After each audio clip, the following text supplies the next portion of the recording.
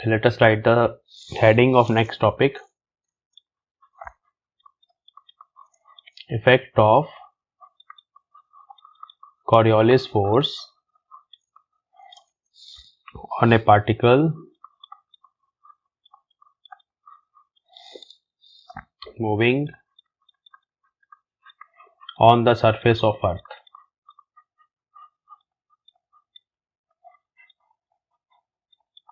ठीक है जी, तो पार्टिकल सरफेस ऑफ अर्थ पे मूव कर रहा है विद सम लीनियर वेलोसिटी, तो उसके ऊपर जो कोरियोलिस फोर्स लगती है वो कैसे कैलकुलेट करनी है वो अभी हमें देखना है। डायग्राम बनाते हैं, दोबारा से डायग्राम बना रहा हूं मैं, ध्यान से देख लो। ये हमारी अर्थ है, राउंड शेप, ठीक है, दिस इज अर्थ। यहाँ पे इसका सेंटर ले लिया हमने, ये एक्सिस ऑफ रोटेशन बन गया। इसके अबाउट ओमेगा वेलोसिटी से, एंगुलर वेलोसिटी से अर्थ जो है वो घूम रही है। यहाँ पर हम इक्वेटोरियल प्लेन बनाएंगे। ये इक्वेटोरियल प्लेन है जो अर्थ को दो हिस्सों में बांटता है। ऊपर वाला पार्ट जो है उसको नॉर्दर्न हेमिस्फीयर बोलते हैं, नीचे वाला पार्ट जो है उसको सदर्न हेमिस्फीयर बोलते हैं। अभी हम अज्यूम करके चल रहे हैं कि पॉइंट पी जो है, कोई कार है, let us suppose at point P, वो पॉइंट पी का जो पोजीशन वेक्टर है फ्रॉम द ओरिजिन उसको आर वेक्टर बोल देंगे, and R is the radius of earth also, and this is making some angle lambda with the equatorial plane। ये हमने consider कर लिया सारा कुछ यहाँ पे, ठीक है। एक्सिस की बात करते हैं, डायरेक्शंस की बात करते हैं। तो ये डायरेक्शन वर्टिकली अप वाली जो है वो z एक्सिस है, जैसे हमने कल माना था, दिस इज z एक्सिस। और यहाँ से इस तरफ हमारे पास ईस्ट है, ईस्ट के ऑपोजिट वेस्ट है, और यहाँ से अगर कोई बंदा देखेगा नॉर्थ किधर नजर आएगा, अगर यहाँ से देखेगा तो नॉर्थ की तरफ नॉर्थ नजर आएगा, जिधर भी नॉर्थ डायरेक्शन है, तो ये नॉर्थ हो गया और ये साउथ हो गया। अब ईस्ट से नॉर्थ की तरफ जब हम फिंगर्स को घुमाएंगे, राइट हैंड की फिंगर्स को, तो जेड एक्सिस की तरफ थंब चला जाएगा। मतलब आप ऐसे इमेजिन कर सकते हो कि ये एक्स एक्सिस है, इधर हमारा वाई एक्सिस है नॉर्थ की तरफ, और जेड एक्सिस जो है वो वर्टिकली अप है। Let me right here, this is vertically up. Same diagram है जो हमने ऑलरेडी लास्ट केस में भी ड्रॉ किया है। अब यहाँ पर एक कार है, उस कार की कुछ ना कुछ वेलोसिटी है, ठीक है, वो वी वेक्टर मुझे लिखना है कि वो कितना है। तो let us write there is a car which is moving on the surface of earth and its velocity has two components, one component is along x axis, another component is along y axis, ठीक है, दो उसकी velocity के components हैं। Late us suppose, मतलब ऐसे ही अर्थ के ऊपर चल रही है, तो ना तो वो ईस्ट की तरफ जा रही है, ना ही वो वेस्ट नॉर्थ की तरफ जा रही है, ऐसे किसी आर्बिट्रेरी डायरेक्शन में वो कार जा रही है, तो उसको हम कंसिडर करेंगे। तो let a particle moves with velocity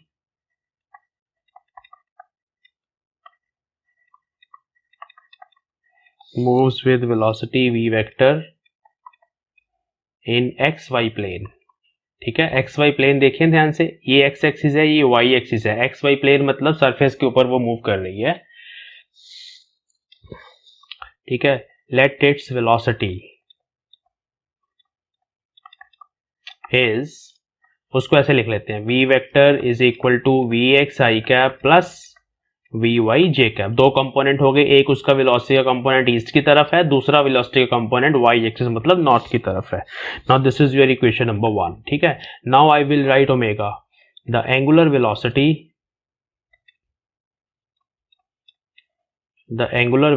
of earth, एक मिनट,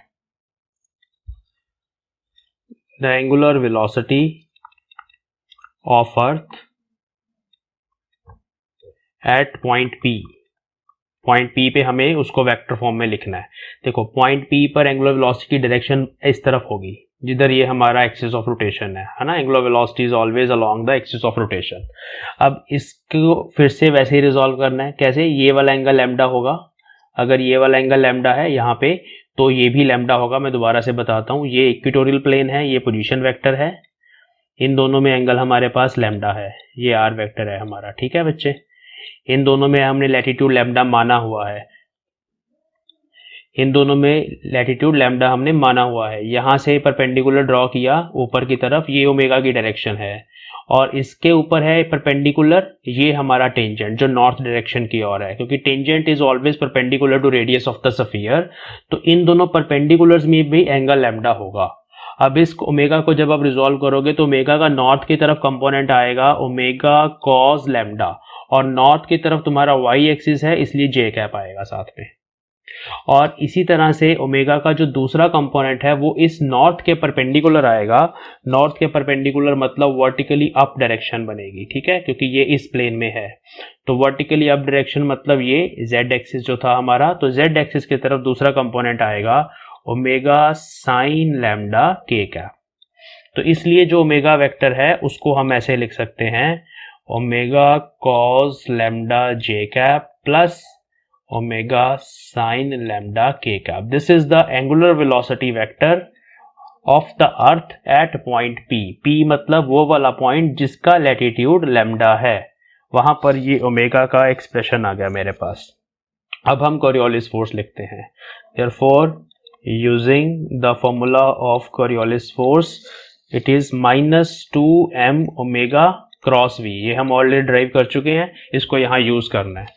तो -2m ऐसे ही लिखा, ओमेगा वेक्टर को एज इट इज लिख देते हैं यहाँ पे cos lambda j cap plus omega sine lambda k cap. इसका क्रॉस प्रोडक्ट करना है वी वेक्टर के साथ, जिसमें आएगा v x I cap plus we Y J cap. अब हमें क्रॉस प्रोडक्ट करना है। क्रॉस प्रोडक्ट के लिए पहले हम इसको इसके साथ क्रॉस प्रोडक्ट करेंगे फर्स्ट कंपोनेंट को। तो -2m ऐसे ही रहेगा ब्रैकेट में, J cross I is -k, तो omega cos lambda we X, उसके साथ आ गया -k क्या, ठीक है। ये ऐसे देखो याद रखना है आई जे के, जब आप जे क्रॉस आई कर रहे हो एंटी क्लॉकवाइज चल रहे हो तो -k आएगा, ठीक है। तो वो -k मैंने लिख दिया। अब इसको हम सेकंड वाली टर्म के साथ करेंगे तो जे क्रॉस जे आ जाएगा, वो 0 होता है, उसको लिखने की जरूरत नहीं है। फर्स्ट टर्म का आप करेंगे इसके साथ, ठीक है, पहली वाली के साथ। तो आएगा g omega sine lambda we x, और के क्रॉस आई जो है वो हम साइक्लिक ऑर्डर में ही चल रहे हैं, के क्रॉस आई, तो वो जे कैप आएगा उसके साथ, ठीक है। तो इसकी मल्टीप्लिकेशन इसके साथ हो गई सेकंड टर्म की फर्स्ट के साथ। अब सेकंड टर्म की क्रॉस मल्टीप्लिकेशन हमने इसके साथ करनी है, तो उसमें फिर क्या आ जाएगा प्लस ओमेगा साइन लैम्डा, उसके साथ आएगा वी वाई के साथ, और के क्रॉस जे आ रहा उसमें, तो के क्रॉस जे भी आप देखो एंटी क्लॉकवाइज चल रहे हो तो उसमें -i कैप आएगा। तो देखिए तीनों कंपोनेंट्स आ रहे हैं, आई कैप भी आ रहा है, जे कैप भी आ रहा है, के कैप भी आ रहा है। अब इसको थोड़ा सा सिंप्लीफाई करके लिखते हैं। ये ब्रैकेट है सारी, यहाँ से ब्रैकेट स्टार्ट हुई थी, ये फर्स्ट टर्म है, ये सेकंड टर्म है, ये थर्ड टर्म है, और ये ब्रैकेट क्लोज, ये -2m तीनों के साथ मल्टीप्लाई हो रहा है, ठीक है। चलिए तो अब इसको हम अंदर ले जाते हैं, -2m को माइनस माइनस कट जाएगा, फर्स्ट टर्म के कैप वाली लिख देते हैं 2m omega cos lambda we x के कैप। -2m को इसके साथ करेंगे तो -2m omega sine lambda we x J cap. ऐसे ही -2m को लास्ट माइनस माइनस फिर से प्लस हो जाएगा, +2m omega sine lambda we Y I cap, ठीक है जी। तो ये हमारे पास एक एक्सप्रेशन आ गया जिसमें देखिए वेलोसिटी के दोनों कंपोनेंट्स आ रहे हैं, वो भी रिस्पॉन्सिबल हैं, और उसके साथ साथ ओमेगा जो है वो उसके कारण हो रहा है सारा कुछ। चलिए हम नेक्स्ट शीट पे चलते हैं। देखिए कुछ कॉमन निकलता है, देखिए 2m ओमेगा साइन लैम्डा यहाँ भी है, 2m ओमेगा साइन लैम्डा यहाँ भी है, इसमें से कॉमन निकाल के नई तरह से लिखेंगे इसको। हाँ जी, तो कोरियोलिस फोर्स का जो एक्सप्रेशन आ गया in this case that is 2m omega sine lambda, वो मैंने कॉमन ले लिया, अंदर बचा ब्रैकेट में वी वाई आई कैप माइनस वी एक्स जे कैप, एक ये टर्म बनी, plus 2m omega cos lambda we x के कैप, ये दूसरी टर्म है हमारे पास। तो this is the Coriolis force. Now what is the acceleration due to this force? तो acceleration due to this force will be, m से हम डिवाइड कर देंगे तो बाकी जो बचेगा 2 ओमेगा साइन लैम्डा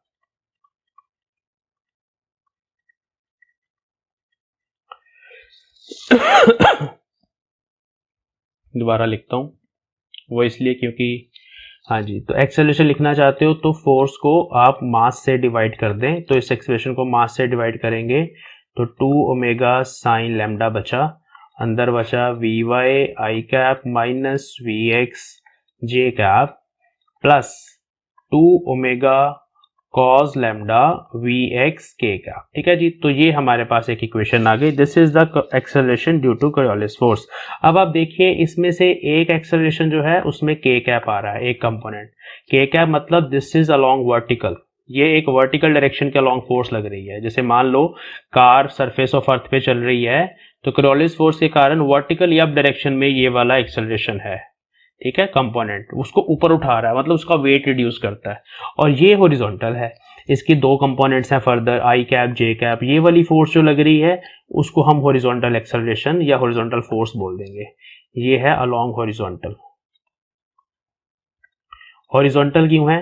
क्योंकि जिस पॉइंट पी की हम बात कर रहे हैं उस पी पॉइंट से इस तरफ अगर ईस्ट है तो इस तरफ नॉर्थ है, ठीक है, और इस फोर्स के दोनों कंपोनेंट्स हैं, ठीक है, आई कैप के अलोंग भी है इसका कंपोनेंट और जे कैप के अलोंग भी है, मतलब ये फोर्स कुछ इस तरह से लग रही है इन द हॉरिजॉन्टल प्लेन। ठीक है, चलिए तो यहाँ तक ठीक है। अब हम देखते हैं इनका इफेक्ट क्या आएगा। तो therefore we have two kinds of acceleration, one is horizontal 2 omega sine lambda vy I cap minus vx j cap, and another is vertical acceleration which is 2 omega cos lambda vx k cap. ठीक है, तो vertical acceleration will be responsible to reduce the weight of the body, only this is the effect of this acceleration. horizontal का क्या effect है उसको देखते हैं। now this is the horizontal acceleration. horizontal मतलब जैसे मान लो ये surface of earth है, अगर हम ऐसे सरफेस देखेंगे ना अर्थ का तो हमें तो फ्लैट ही नजर आता है ना।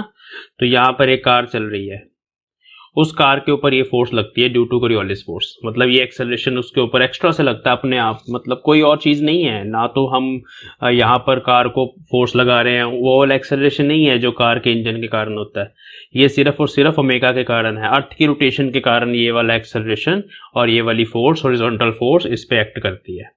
और किस डायरेक्शन में होता है फिर ये एक्सेलरेशन, ये देखने वाली चीज है। ठीक है, अभी हम बच्चे बात कर रहे थे नॉर्दर्न हेमिस्फीयर की, जो हमने सारा डाटा माना है ना नॉर्दर्न हेमिस्फीयर का माना है यहाँ पे।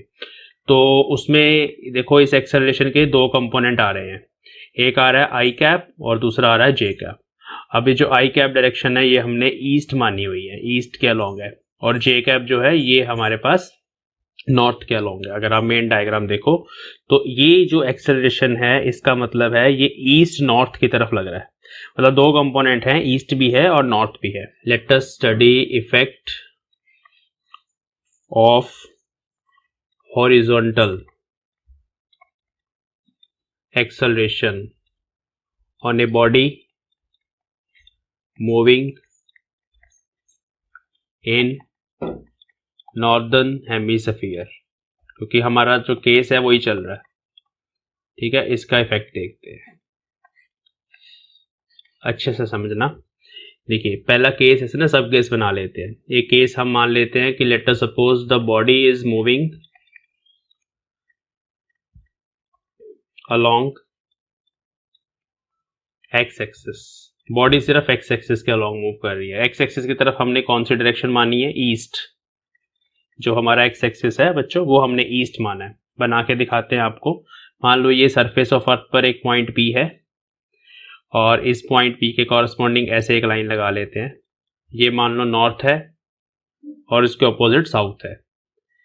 इसके परपेंडिकुलर हमारे पास यहाँ पे ऐसे बना देते हैं, ये ईस्ट डायरेक्शन है, ये वेस्ट डायरेक्शन है, और हमने एक्स एक्सिस इधर मान रखा है डायग्राम में और ये हमने वाई एक्सिस नॉर्थ की तरफ मान रखा है। उसी पी पॉइंट से जो वर्टिकल या डायरेक्शन है ऊपर वाली डायरेक्शन, उस तरफ हम जेड एक्सिस मान चुके हैं, उधर हमने जेड एक्सिस मान रखा है वर्टिकल या डायरेक्शन की तरफ। अब मैंने बोला कि body is moving along x axis, मतलब एक यहाँ पर कार इमेजिन कर लो आप, छोटी सी एक कार मान लेते हैं। ये बॉडी किधर जा रही है? ये बॉडी ईस्ट की तरफ जा रही है, एक्स एक्सिस के अलोंग जा रही है, मतलब इसकी जो वेलोसिटी है उसका सिर्फ एक्स कंपोनेंट है। अब एक्सेलरेशन का जो फॉर्मूला है हमारा हॉरिजॉन्टल एक्सेलरेशन का, उसमें दोनों वेलोसिटीज आ रही हैं। वो फॉर्मूला है 2 ओमेगा साइन लैम्डा। लैटिट्यूड पर भी डिपेंड करता है कि लोकेशन कहाँ पर है बॉडी की on the surface of earth. Omega fix है, वो हमें पता है। दूसरा, ये एक्सेलरेशन दो वेलोसिटी के कंपोनेंट्स पे डिपेंड करता है, वाई कंपोनेंट पर भी डिपेंड करता है, उसकी डायरेक्शन आई कैप की तरफ है, और एक्स कंपोनेंट पर भी डिपेंड करता है, उसकी डायरेक्शन जे कैप की तरफ है। ठीक है। अब मैं कह रहा हूं कि body is moving along x axis, मतलब वी एक्स जो है वो बचा हमारे पास, ठीक है।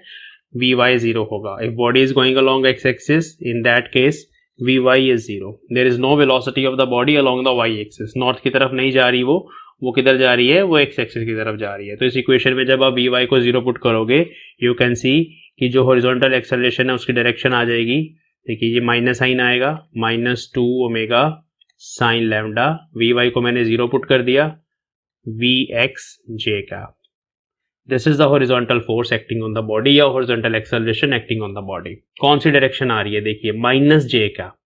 देखिए इधर वाई एक्सिस माना हुआ है, इस तरफ हमारे पास जे कैप होगा, उसके ऑपोजिट साउथ की तरफ माइनस जे कैप होगा। ये बात समझ आ रही है, इधर माइनस जे कैप होगा।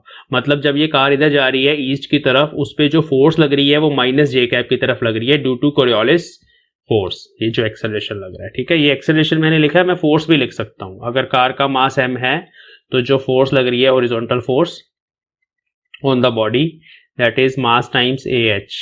इसको अगर आप लिखना चाहते हो -2m omega sine lambda we x J cap. मतलब ये बॉडी जा तो ईस्ट की तरफ रही है, बट जाते जाते उस पर फोर्स लगेगी and it will deviate toward south. ये नॉर्दर्न हेमिस्फीयर की बात हो रही है, ध्यान रखना। सारा डाटा हमने वही लिया था। सदन में क्या होगा अभी बात करेंगे, ठीक है। तो ये एक केस हो गया, डिस्कशन होगी कि बॉडी ना अपने राइट हैंड साइड की तरफ मुड़ जाएगी due to this Coriolis force, उस पर ये फोर्स लगती है। ऐसे ही दूसरा केस भी बनाते हैं। दूसरे केस में हम मान लेते हैं, सेकंड केस में इसी डायग्राम से क्लियर हो जाएगा। हम मान लेते हैं कि बॉडी एक्स एक्सिस की तरफ नहीं जा रही, वो वाई की तरफ जा रही है, ठीक है। तो second case is body is moving along, if body is moving along north. अब नॉर्थ क्या है, वाई एक्सिस है, ये भी लिख लो, ठीक है।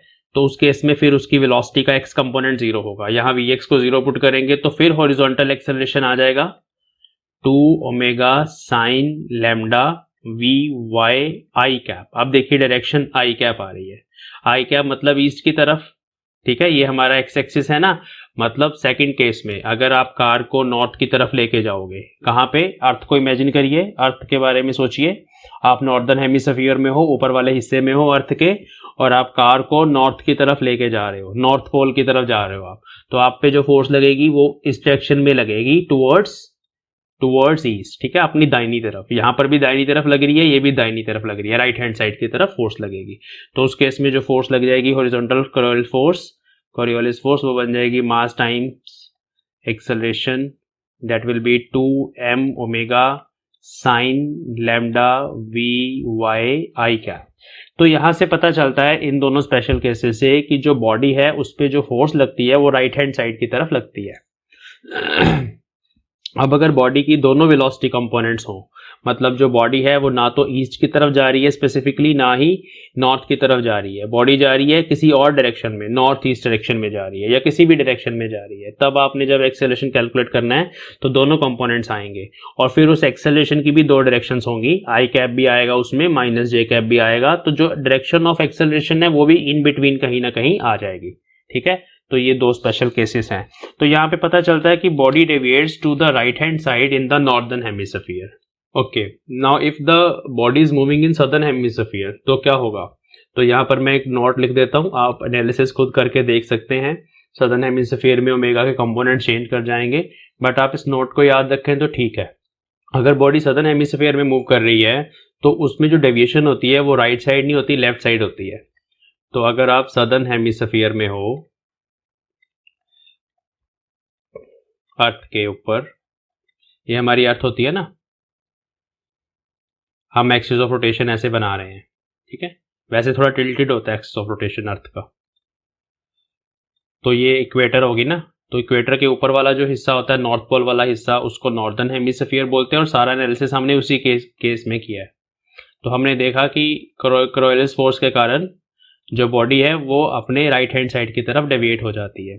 अगर ईस्ट में जा रही है तो साउथ की तरफ डेविएट ऐसे हो जाती है, अगर ये ईस्ट की तरफ जा रही है तो साउथ की तरफ डेविएट हो जाती है ड्यू टू दिस फोर्स। अगर वो नॉर्थ की तरफ जा रही है बॉडी तो फिर वो ईस्ट की तरफ डेविएट हो जाती है, तो फिर वो ईस्ट की तरफ डेविएट हो जाती है इस तरह से, ठीक है। जा इधर रही थी, तो ये है, ठीक है। But this was in the northern hemisphere. For southern hemisphere situation is different. उस केस में हम यहाँ नीचे वाले हिस्से में होंगे कहीं ना कहीं, पॉइंट बी यहाँ पे कहीं ना कहीं होगा, और ओमेगा जो है वो ऊपर ही बनेगा। तो जब आप इसको लैम्डा के साथ ऐसे करोगे, रिजॉल्व करोगे कंपोनेंट्स को, तो जो रिजल्ट आएगा उस रिजल्ट के according the body deviates to left of its his side. अगर वो सदर्न हेमिस्फीयर में है तो राइट साइड जाने की बजाय लेफ्ट साइड डिविएट होती है। तो मैं वो एक लाइन लिख रहा हूँ कि if the particle is moving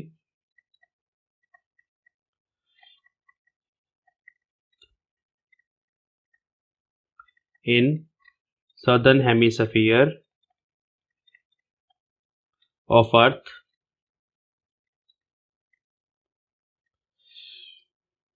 then it will be deflected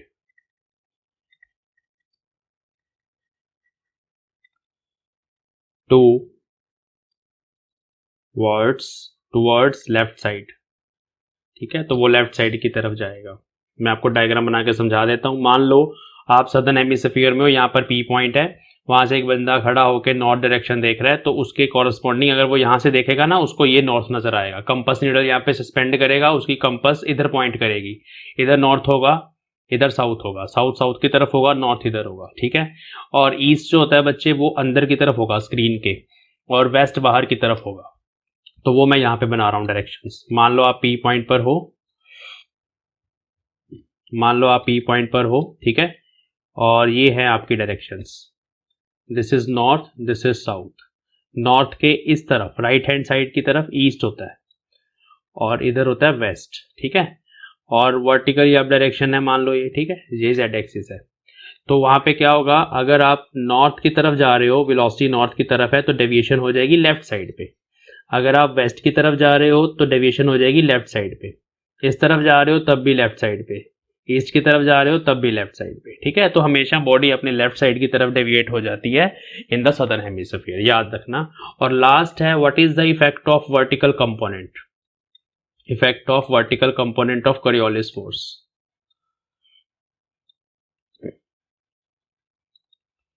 acceleration due to Coriolis force. हाँ जी, वर्टिकल वाला एक्सेलरेशन फिर से एक बार लिख लेते हैं। पहले एक्सेलरेशन लिख लेते हैं, फिर हम फोर्स बना देंगे। तो vertical acceleration was 2 omega cos lambda we x k का, ठीक है। फोर्स बनानी है vertical force, mass of the body times acceleration 2 omega m cos lambda we x k का, ठीक है जी। अब आप देखिए ये वर्टिकली अप लग रही है फोर्स, तो क्या कर सकती है ये फोर्स? ये फोर्स कुछ नहीं करेगी, ये सिर्फ बॉडी के वेट को रिड्यूस करेगी। बॉडी का वेट होता है वर्टिकली डाउन, और ये फोर्स ऊपर की तरफ लग रही है, ठीक है। तो इस तरह से ये बॉडी के वेट को रिड्यूस करेगी अगर बॉडी स्ट्रेट लाइन में कहीं पर अर्थ के ऊपर मूव कर रही है। तो ये है इसका रिजल्ट। लेट मी राइट, सीधा यहीं पे लिख देता हूं, it will reduce weight of the body,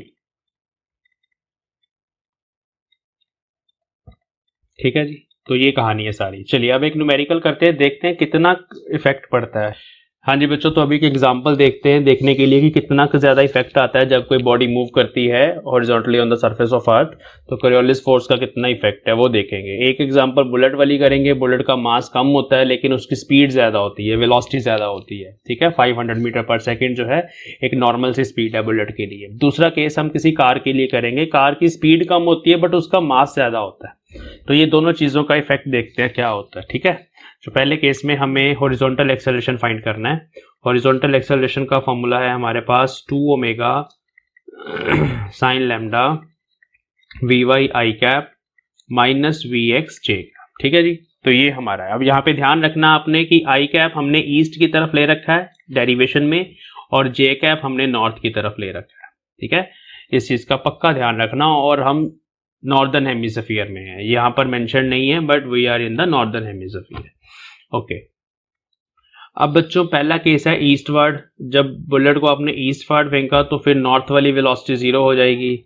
तो फर्स्ट केस में वी एक्स 0 हो जाएगा और वी वाई आ जाएगा 500 मीटर पर सेकेंड। ओमेगा आपको चाहिए, omega is 2 pi by time period which is 24 hours. उसको आपको सेकेंड्स में, आवर्स को सेकेंड्स में चेंज करना होगा। जब आप इस फैक्टर को कैलकुलेट करेंगे तो रेडियन पर सेकेंड में आंसर आएगा and it is 7.27 into 10⁻⁻5 radian पर सेकेंड। ओमेगा भी आपको मिल गया। हाँ जी, तो Vx आपको मिल गया, Vy आपके पास है, ठीक है, Vx 0 है, ओमेगा आपने कैलकुलेट कर लिया। लैम्डा इज लैटिट्यूड, यहाँ पे को लैटिट्यूड गिवन है तो इसका ध्यान रखना है कि जो लैटिट्यूड और को लैटिट्यूड है उनका सम 90 डिग्री होता है, ठीक है। जो लैटिट्यूड है वो हॉरिजॉन्टल के साथ होता है एंगल। देखिए यहाँ पर इक्वेटोरियल प्लेन है, किसी पॉइंट P का जो पोजीशन वेक्टर है उसका एंगल हॉरिजॉन्टल के साथ, इस प्लेन के साथ लैम्डा होता है। और जो कॉल एटीट्यूड है वो किसके साथ होता है, वो वर्टिकल के साथ, एक्सिस ऑफ रोटेशन के साथ होता है। इसको आप लैम्डा डैश बोल सकते हो। बट दोनों का जो सम है वो 90 डिग्री है। मतलब आपको लैम्डा चाहिए तो लैम्डा निकालना है तो 90 माइनस कॉल एटीट्यूड कर देना आपने लैम्डा डैश, तो that will B 30 degree. 90 minus 60 30 degree, ठीक है।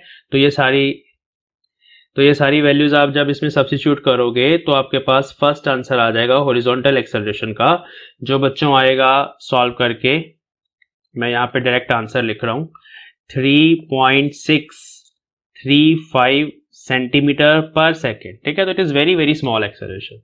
एक सेकेंड में इतने सेंटीमीटर पर सेकेंड स्क्वायर आएगा यूनिट, मतलब ये इसका एक्सेलरेशन है। अब फोर्स जो है वो डिपेंड करेगी मास पर भी। अब 100 ग्राम मास है, आप मास से मल्टीप्लाई कर दो तो फोर्स आ जाएगी, ठीक है। तो it is a very small acceleration, इस बात का आप ध्यान रखेंगे। ये ईस्टवर्ड वाला जो केस है उसमें Vx 500 मीटर पर सेकेंड आएगा, Vy 0 आएगा। जो नॉर्थ वाला केस है उसमें Vy 500 मीटर पर सेकेंड आएगा और Vx 0 आएगा। आगे बात समझ, तो मतलब ये जो मैंने केस स्टार्ट कर दिया ये बी केस है नॉर्थवर्ड वाला, तभी मैंने Vy की वो वैल्यू ली है और सारा कुछ सब्स्टिट्यूट किया है।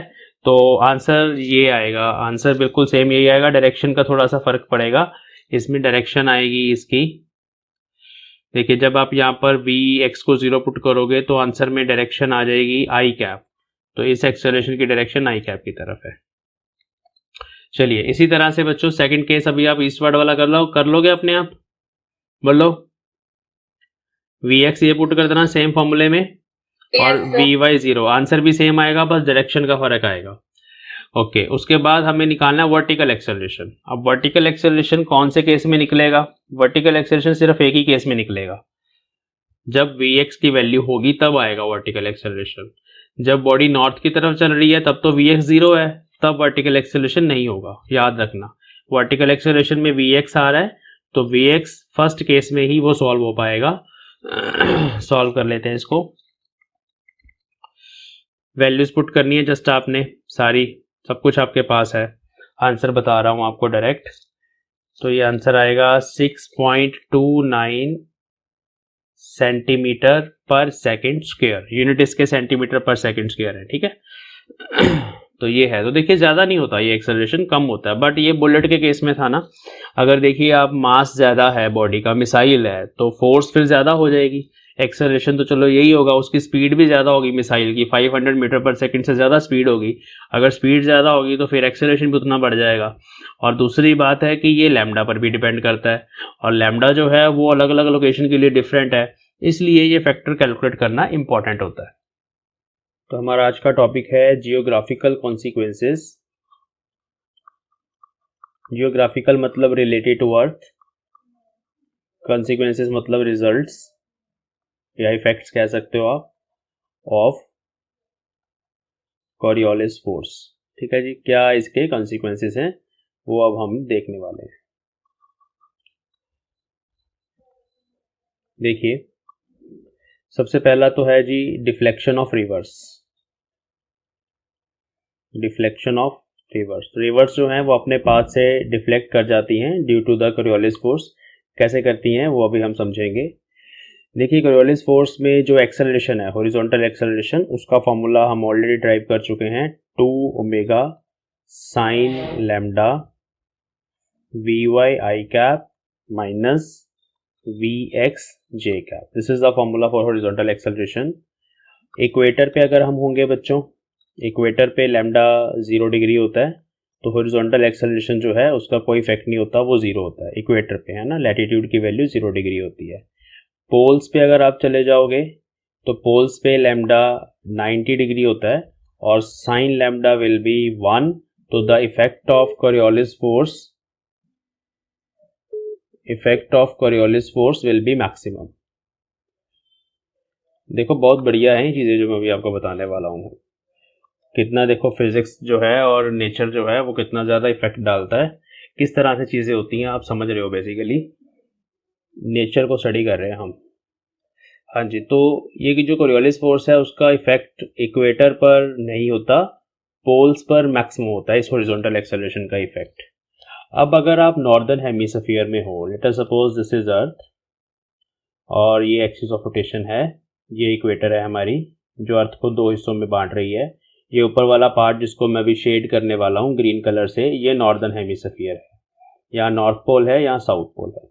तो बच्चों यहाँ पर जो अगर कोई रिवर ले ले, हम रिवर मतलब नदी ले ले, वो नदी बह रही है फॉर एग्जांपल ऐसे, उस नदी की जो वेलोसिटी होगी उस वेलोसिटी के दो कंपोनेंट हो सकते हैं, ईस्ट और नॉर्थ की तरफ दोनों कंपोनेंट हो सकते हैं, वेस्ट की तरफ भी हो सकती है वेलोसिटी रिवर की, या किसी भी डायरेक्शन में हो सकती है। बट हमने ये देखा कि अगर नॉर्दर्न हेमिस्फीयर में कोई भी object linear velocity v vector के साथ जा रहा है किसी भी डायरेक्शन में, तो वो अपनी राइट साइड की तरफ वो डिफ्लेक्ट हो जाता है ना। तो ये जो रिवर है, रिवर चलते चलते उसके ऊपर जो पानी है, वाटर है, उस पर फोर्स लगती है, Coriolis force towards the right. अगर हम ऐसे देखें कि ये रिवर के दो बैंक्स हैं, ऐसे रिवर स्क्रीन के अंदर जा रहा है पानी, ऐसे इमेजिन करो पानी जो रिवर का बेड है और ये इस तरह से वाटर जो है it is going towards the inside the screen. तो ये वाला जो बैंक है this is right bank, right वाला किनारा, और ये है लेफ्ट साइड वाला बैंक, ये रिवर का, ठीक है। और इसको इमेजिन कर लो कि ये कहाँ पर फ्लो हो रही है, ये फ्लो हो रही है नॉर्दर्न हेमिस्फीयर में फ्लो हो रही है। तो एक्चुअल में ये चीज़ देखी गई है कि अगर कोई रिवर नॉर्दर्न हेमिस्फीयर में फ्लो करती है तो उसका जो राइट बैंक होता है वो ज़्यादा स्टीप हो जाता है, स्टीप पर ज़्यादा, स्टीप कैसा होता है मतलब ये देखिए आप, ये एक्चुअल सिचुएशन नहीं है, एक्चुअल सिचुएशन कुछ ऐसी है, ये इसको बोलते हैं ज़्यादा स्टीपर है, ठीक है। मतलब क्योंकि पानी के ऊपर हमेशा एक लेफ्ट वाली साइड की तरफ फोर्स लगती रहती है due to this horizontal acceleration, वो पानी जो है रिवर के जो बैंक्स हैं उसको इस तरफ हमेशा धक्का लगाता रहता है, क्योंकि राइट साइड पर वाटर के ऊपर हमेशा फोर्स लगती रहती है इन द नॉर्दर्न हेमिस्फीयर। तो उस वजह से जो राइट साइड वाला बैंक होता है it become steeper than the left bank in the northern hemisphere, this is due to the Coriolis force. ऐसे ही अगर हम सदर्न हेमिस्फीयर में चले जाएं तो वहाँ सिचुएशन उल्टी है। सदर्न हेमिस्फीयर में हमने देखा था कि अगर बॉडी की लीनियर वेलोसिटी ऐसे है तो बॉडी जो है वो अपने लेफ्ट साइड पर डिफ्लेक्ट करती है, तो उसमें जो सिचुएशन है वो कुछ इस तरह की है। उसमें क्योंकि पानी के ऊपर जो फोर्स लगती है वो लेफ्ट साइड पे लगती है, तो लेफ्ट साइड वाला बैंक जो है वो स्टीप हो जाता है, दिस इज लेफ्ट साइड, ठीक है। और ये पहला जियोग्राफिकल कॉन्सिक्वेंस है। अब हम इसको ऑब्जर्व करते हैं, ये हमारे पास एक एक्सपेरिमेंटल एविडेंस है कोरियोलिस फोर्स का, कि जब भी कोई फोर्स, जब भी कोई बॉडी हॉरिजॉन्टल डायरेक्शन में मोशन करती है इन the northern hemisphere it deflects towards right and in the southern hemisphere it deflects towards left side, ठीक है। तो ये पहला कॉन्सिक्वेंस है, इसको मैं थोड़ा सा लिख देता हूँ यहाँ पर, आपने कैसे इसको एक्सप्लेन करना है। Let us right A note, the rivers flowing in northern hemisphere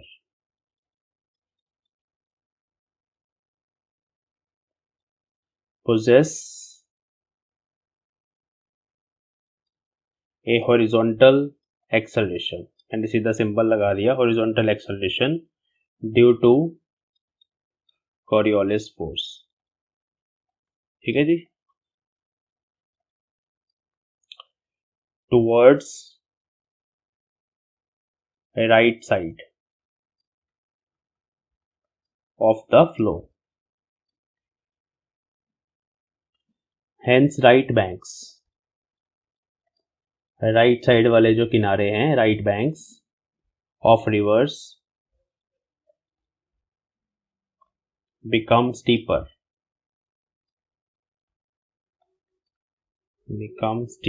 than left banks। तो ये हमारे पास फर्स्ट जियोग्राफिकल कॉन्सिक्वेंस है।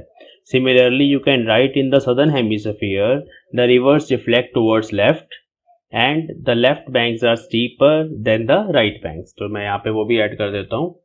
Similarly in southern hemisphere of earth left banks become steeper than right banks। तो ये situation होती है बच्चों, this is due to Coriolis force. Coriolis force के इफेक्ट्स हम एविडेंस ढूंढ रहे हैं कहाँ कहाँ पे हैं। Second effect is formation of cyclones. वो जो भवंडर आता है हवा का उसको साइक्लोन बोलते हैं। घूमती है हवा, ठीक है, विंड चलती है, रोटेशनल इफेक्ट होता है उसमें, उसको साइक्लोन बोलते हैं। तो फॉर्मेशन ऑफ साइक्लोन के लिए भी कहीं ना कहीं कोरियोलिस फोर्स जो है दैट इज रिस्पॉन्सिबल। ठीक है, कैसे है ध्यान से समझेंगे इस चीज को भी। देखिए अगर हम अर्थ को टॉप व्यू से देखें, ये हमारी अर्थ है, ये एक्सिस ऑफ रोटेशन है ऐसे, ठीक है, लेकिन एक ऑब्जर्वर अर्थ को यहां से देख रहा है। अर्थ के अराउंड एटमॉस्फेरिक लेयर्स भी होती हैं। ये मैंने अब अर्थ के अराउंड एक एटमॉस्फेयर की लेयर बनाई, इक्वेटर के पास बनाई, एक और एटमॉस्फेरिक लेयर बना दी मैंने, ठीक है। अब वैसे तो ये जो एटमॉस्फेरिक लेयर है स्फेरिकल शेप की होती है, इस तरह से स्फेरिकल, साइड से भी देखोगे आपको स्फेरिकल शेप नजर आएगी। इस तरह से चारों तरफ हमारे पास एटमॉस्फेयर है ना। एटमॉस्फेयर के अंदर हवा होती है और हवा के चलने से विंड ब्लो करती है ना, उसी को विंड बोलते हैं। तो कैसे विंड चलती हैं और साइक्लोन्स कैसे बनते हैं, वहां पे कोरियोलिस फोर्स कैसे इफेक्ट करती है, इसको समझेंगे। हम इसको टॉप व्यू से देख रहे हैं, ऊपर से देख रहे हैं। जब आप अर्थ को ऐसे ऊपर से देखोगे तो आपको ऊपर से भी राउंड शेप ही नजर आएगा लाइक दिस, ठीक है। और ये मैंने एक एटमॉस्फेरिक लेयर बनाई थी, वो एटमॉस्फेरिक लेयर मैं यहाँ पे बना देता हूँ। इक्वेटर पे नहीं है ये, इक्वेटर से थोड़ा ऊपर बनाई है मैंने। यहाँ बनाते हैं, पहले रुक जाओ, ये वाली नहीं, ये देखो यहाँ पर ये एक एटमॉस्फेरिक लेयर थोड़ा ऊपर बना देते हैं, ये वाली ग्रीन वाली एटमॉस्फेरिक लेयर। इस एटमॉस्फेरिक लेयर को अगर मैं टॉप से देखूंगा तो मुझे इस तरह की सिचुएशन नजर आएगी, ठीक है जी। अब यहाँ अर्थ के सरफेस पर क्या होता है कि सन रेज जब पड़ती रहती हैं तो अर्थ का सरफेस जो है इट बिकम्स हॉट, है ना, वार्म हो जाता है। गर्मी के कारण यहाँ से हवा उठ जाती है, यहाँ पर लो प्रेशर एरिया बन जाता है, क्योंकि हवा उठ के ऊपर चली जाती है। तो दिस इज लो प्रेशर, यहाँ लिख देते हैं this is low pressure area, ऊपर चली जाती है ना। और ऊपर हमारे पास हाई प्रेशर है, यहाँ से हवा ऊपर जा रही है, कन्वेक्शन आपने पढ़ा हुआ +1 में, बस सेम वही इफेक्ट है। यहाँ से गर्म होकर पार्टिकल ऊपर चले गए, ऊपर हवा ठंडी थी तो वो ठंडी हवा जो है वो ऊपर से नीचे की तरफ फ्लो करती है, ऐसे ऐसे। कहीं पर भी आप बना सकते हो, ये भी ऊपर से नीचे ही है, अर्थ है ना, आप ऊपर से देख रहे हो इसको, तो ऐसे विंड जो है वो अंदर की तरफ ब्लो करती है। लो प्रेशर एरिया से हवा ऊपर जा चुकी है। सुबह सुबह जब सूर्य जब सन आता है तो धीरे धीरे दोपहर तक गर्म होके हवा ऊपर चली जाती है, वहाँ लो प्रेशर एरिया बन जाता है और ये हाई प्रेशर एरिया है। फिर वहां से हवा नीचे जानी शुरू होती है, ठीक है, एयर, ये हाई प्रेशर एरिया से नीचे की तरफ जानी शुरू होती है। But now the thing is कि जब ये हवा ऐसे नीचे की तरफ जा रही होती है तो कोरियोलिस फोर्स लगती है। क्यों लगती है? क्योंकि ये अर्थ तो अपने एक्सिस पे घूम रही है। ये टॉप व्यू है इसलिए मैंने ऐसे बनाया, ये साइड व्यू है ना, अर्थ हमारी ऐसे घूम रही है ना, तो साइड व्यू से हमारी ये जो अर्थ घूमने के कारण जो हवा ऊपर से नीचे की तरफ आ रही थी, मान लो यहाँ से एयर के पार्टिकल ऐसे नीचे आ रहे थे, उन पे कोरियोलिस फोर्स लगती है और वो अपने पाथ से डेविएट हो जाती है। वो हमने ऑलरेडी पढ़ा हुआ है, कोरियोलिस फोर्स के कारण डेविएशन होती है। तो इसलिए ये जो हवा के पार्टिकल्स है ये सीधा जाने की बजाय, परपेंडिकुलर जाने की बजाय इस तरह से ऐसे घूमना शुरू कर देते हैं। And there is a rotational effect towards right. अगर हम नॉर्दर्न हेमिस्फीयर में हैं तो टुवर्ड्स राइट ऐसे घूमते हैं। तो एक पार्टिकल घूमा, बहुत सारे पार्टिकल इकट्ठे घूमे, इस वजह से यहाँ पर साइक्लोन फॉर्मेशन हो जाता है। तो वो साइक्लोन फॉर्मेशन जो है उसमें कोरियोलिस फोर्स जो है वो अपना इफेक्ट दिखाती है, ठीक है। अब इसके बारे में भी थोड़ा लिख लेते हैं हम, कैसे होता है ये सारा कुछ। और ये चीज़ जो है ना बच्चे इक्वेटर पे नहीं होगी। There is no formation of cyclones on the equator. क्यों? क्योंकि इक्वेटर पे लैम्डा 0 है, जैसे मैंने आपको बता दिया था अभी। Horizontal component of Coriolis force is also 0 at equator, क्योंकि उसमें साइन लैम्डा आ रहा है। कहाँ होता है ये इफेक्ट? पोल्स के पास ज़्यादा होता है। साइक्लोन फॉर्मेशन पोल्स के पास ज़्यादा होती है। तो नॉर्दर्न हेमिस्फीयर में नॉर्थ पोल के पास और सदर्न हेमिस्फीयर में साउथ पोल के पास ये ज़्यादा फॉर्म होते हैं। ठीक है, तो whenever a low pressure area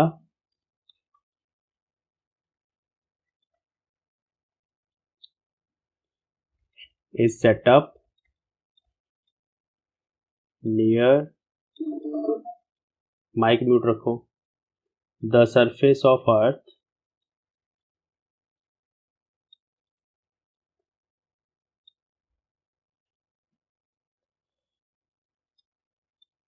the air tend to move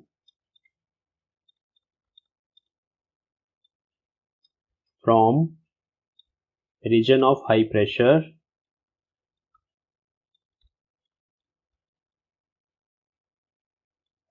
to the region of low pressure.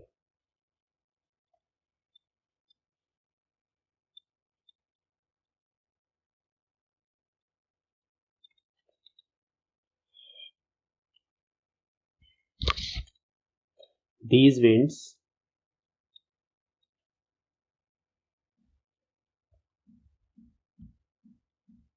this movement of air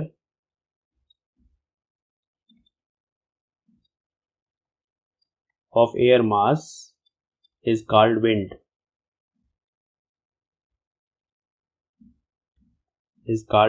and in the northern hemisphere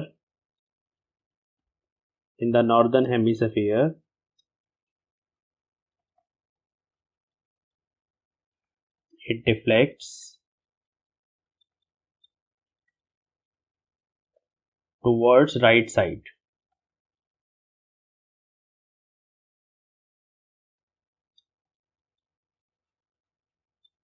The deflection of wind continues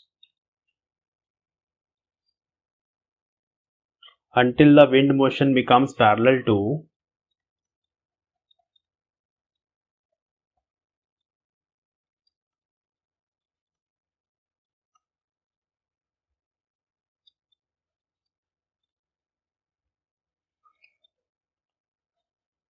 isobars. ये isobars क्या होते हैं? Isobars वो reason होते हैं atmosphere के अंदर जहां पर हर एक पॉइंट पर प्रेशर सेम होता है, आइसोबार्स। ठीक है, तो जब प्रेशर सेम होता है तो उधर तो विंड फ्लो करती नहीं, उन दोनों पॉइंट्स के बीच में फ्लो नहीं कर सकती, क्योंकि wind always flows due to pressure difference. High pressure to low pressure wind हमेशा फ्लो करती है, ये चीज आपको पता है। यहाँ पे लिख देते हैं सच सर्कुलेटिंग विंड्स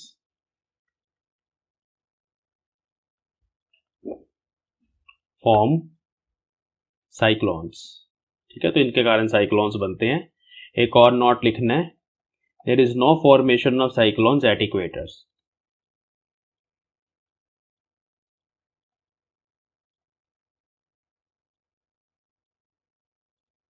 तो इक्वेटर पर साइक्लोन्स नहीं बनते, इस चीज को याद रखना। चलिए, रीजन आपको पता है, लैम्डा इज 0। ओके, नेक्स्ट जो इफेक्ट है बच्चे, that is direction of trade winds. देखिए, ये हमारी अर्थ है, this is axis of rotation, this is equator, ये नॉर्थ डायरेक्शन है और ये साउथ डायरेक्शन है। मान लो यहाँ पर कहीं पर पॉइंट P है। अब उस पॉइंट P पर मान लेते हैं कि हमारे पास एक विंड है, जो विंड ऑलरेडी नॉर्थ से साउथ की तरफ फ्लो कर रही है। मतलब ये डायरेक्शन है विंड के फ्लो की, नॉर्थ से साउथ की तरफ विंड जो है वो फ्लो कर रही है। This is north and this is south. ठीक है, अब नॉर्दर्न हेमिस्फीयर में हमेशा क्या होता है कि जब भी ऐसे विंड फ्लो करती है तो अपनी राइट साइड की तरफ वो डिफ्लेक्ट हो जाती है। इस तरफ यहाँ पे ईस्ट था, यहाँ पे वेस्ट था, ये वेस्ट डायरेक्शन है। ये पॉइंट P है जो हम हमेशा मिडनाइट डायग्राम्स में बनाते हैं। अब अगर एयर जो है वो इस डायरेक्शन में फ्लो कर रही है तो उसके ऊपर कोरियोलिस फोर्स लगती है टुवर्ड्स राइट। राइट मतलब it will deflect towards waste. ठीक है ना। तो फिर ये जो विंड की डायरेक्शन है वो कौन सी होगी? देखिए जा तो वो नॉर्थ से साउथ की तरफ रही थी, लेकिन क्योंकि वहां पर कोरियोलिस फोर्स लग गई तो इस विंड को बोला जाता है नॉर्थ वेस्ट। इसकी जो एक्चुअल डायरेक्शन है साउथ की तरफ वो जा रही थी, राइट साइड पे उस पर डिफ्लेक्शन हुई, तो such wind is called north west trade wind. इसका नाम पड़ गया नॉर्थ वेस्ट ट्रेड विंड। तो इसकी डायरेक्शन से हम पता लगा सकते हैं हवा की डायरेक्शन से कि नॉर्थ कौन सा है, साउथ कौन सा है। अगर एक डायरेक्शन पता चल जाए तो बाकी डायरेक्शन भी फिर वहां से हम पता कर लेते हैं, ठीक है। इसलिए इसको ट्रेड विंड बोलते हैं। तो ये ट्रेड विंड्स की भी जो फॉर्मेशन है this is also due to Coriolis force. ये फटाफट हम लिख लेते हैं कैसे ये फ्लो करती है। पहले तो हीटिंग होती है, the heating of the surface of अर्थ।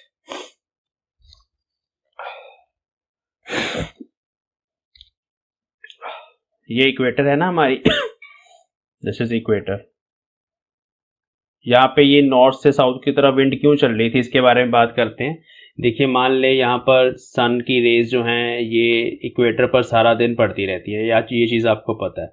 तो यहाँ वाली जो हवा होती है वो गर्म हो जाती है और गर्म होकर इक्वेटर वाली हवा ऊपर उठ जाती है, तो यहाँ लो प्रेशर जोन बन जाता है और यहाँ सन की रेज कम पड़ती हैं। यहाँ सन की रेज पोल पे कम पड़ने के कारण जो पोल वाले रीजन में हवा होती है वो हाई प्रेशर से लो प्रेशर की तरफ ऐसे फ्लो करती है, तो वो नॉर्थ से साउथ की तरफ जा रही है हवा, बट जाते जाते कोरियोलिस फोर्स अपना काम दिखाती है और वो अपने राइट साइड मतलब वेस्ट की तरफ डिफ्लेक्ट हो जाती है। तो इसको बोलते हैं नॉर्थ वेस्ट ट्रेड विंड। तो ये मैं एक लाइन में बता देता हूँ आपको, due to heating of,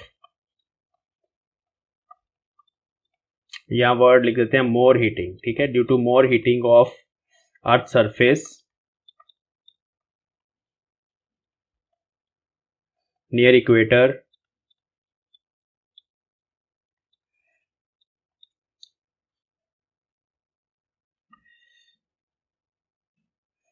there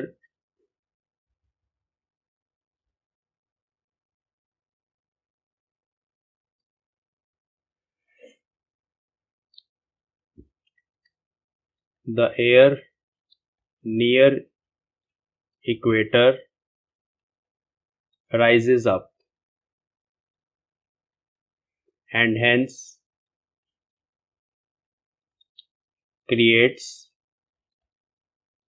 a low pressure region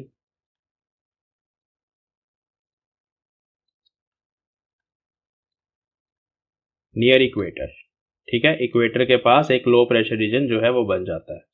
therefore wind starts blowing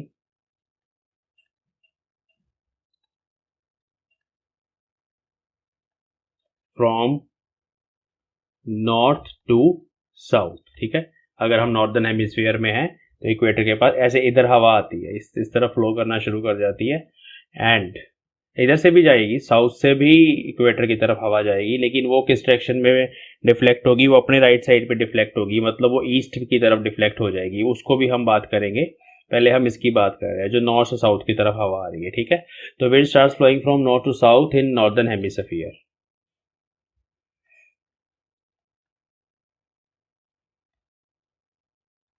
ये कहानी है, ठीक है। Now due to Coriolis force,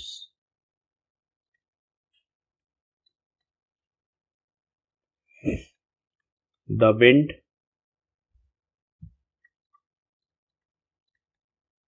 get deflected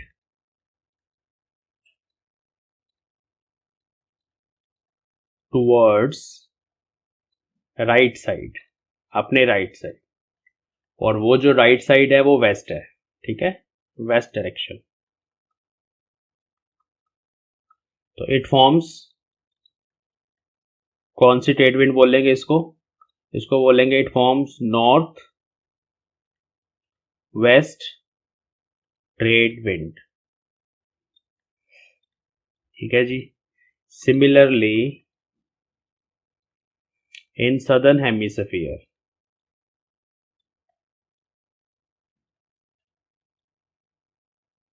southern hemisphere में wind goes from south to north and it deflects towards its right, mean it deflects towards east direction। इसकी right side east बनती है, east की तरफ deflect हो जाती है। there is formation of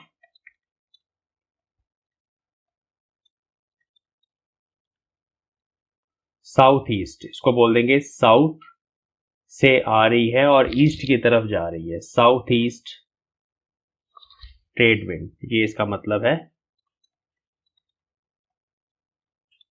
तो यहां से इसे पता चल जाता था, मतलब एक सेलर है वो बोट लेके या बहुत बड़ी शिप में ओशन के अंदर जा रहा है, तो हवा की डायरेक्शन अगर वो नॉर्दर्न हेमिस्फीयर में, जिस डायरेक्शन में हवा फ्लो कर रही है नॉर्दर्न हेमिस्फीयर में, उसको पता चल जाता है कि ये नॉर्थ वेस्ट डायरेक्शन है। और अगर वो सदर्न हेमिस्फीयर में सेलिंग कर रहा है तो वहां से उसको पता चल जाता है कि भाई वो ईस्ट वो जो हवा चल रही है वो साउथ ईस्ट डायरेक्शन की तरफ चल रही है, ठीक है। तो वहां से बाकी डायरेक्शंस भी एस्टिमेट हो जाती हैं। तो ये कुछ जियोग्राफिकल कॉन्सिक्वेंसेस हैं ऑफ कोरियोलिस फोर्स। एक और लास्ट है, उसमें ये है कि अगर हम एक लॉन्ग रेंज मिसाइल फेंकें, तो जब मिसाइल भी फेंकते हैं तो हमें कोरियोलिस फोर्स के इफेक्ट को कॉम्पनसेट करना पड़ता है, क्योंकि लॉन्ग रेंज के लिए जब बहुत दूर तक आपने कोई चीज़ फेंकनी है, इसका इफेक्ट बहुत ज़्यादा होता है। तो एक मिसाइल आप यहाँ पर मान लो पी पॉइंट पर फेंकना चाहते हो, but it goes deflect from its path, वो पी डैश पे गिर जाएगी, अपने राइट साइड की तरफ वो डिफ्लेक्ट होगी, सीधी जाते जाते राइट साइड की तरफ चली जाएगी। तो उसको भी ओवरकम करने के लिए हमें पहले से ही कॉम्पनसेट करना होता है कि हमने किस डायरेक्शन में मिसाइल को फेंकना है। तो वो अगला लास्ट इफेक्ट है।